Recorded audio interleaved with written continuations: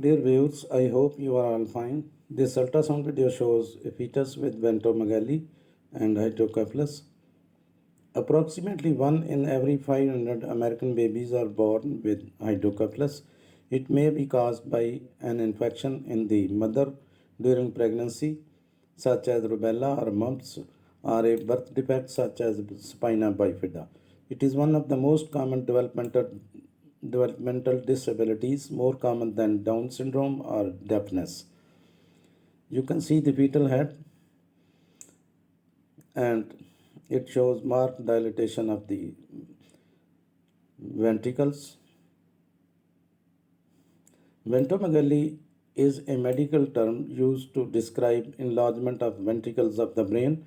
Hydrocephalus is the term used when enlargement of ventricles has been caused by an increase in the pressure of the cerebrospinal fluid (CSF) within them.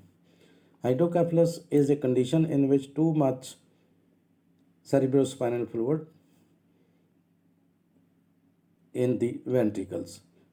You can see the duration of the pregnancy is about 34 weeks, 2 days.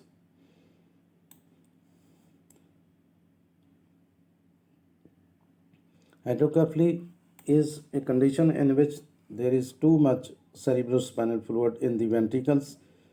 This occurs when the natural system for drainage and absorbing extra cerebrospinal fluid doesn't work right.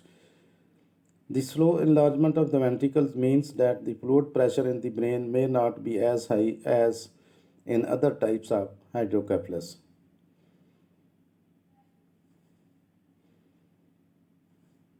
Again, you can see the fetal head, the fetal eyes, nostrils. You can see the fetal eyes, nostrils, and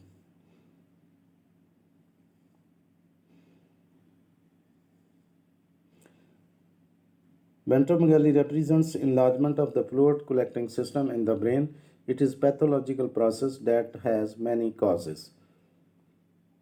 You can see the fetal having fetal cardiac activity, and the fetal movements are also seen. So the causes of the ventromegaly may occur due to obstruction of the cerebrospinal fluid flow as a consequence of abnormal development of ventricles or as part of destructive process as seen in cerebral atrophy. The presence of ventromegaly signals an underlying abnormal central nervous process and is often the first sign of associated abnormalities in the organ structures other than the brain. Number two, one of the more common causes is due to the narrowing stenosis of the tubes that connects the third and fourth ventricles. Aqueduct of Sylvius, thereby resulting in the accumulation of the cerebrospinal fluid. Number three, other common causes involve abnormal brain development such as Dandy-Walker malformation, abnormal development of the cerebellum, and agenesis of corpus callosum. Then the number four, the chromosomal abnormalities often invade ventromegaly as one of the physical manifestations.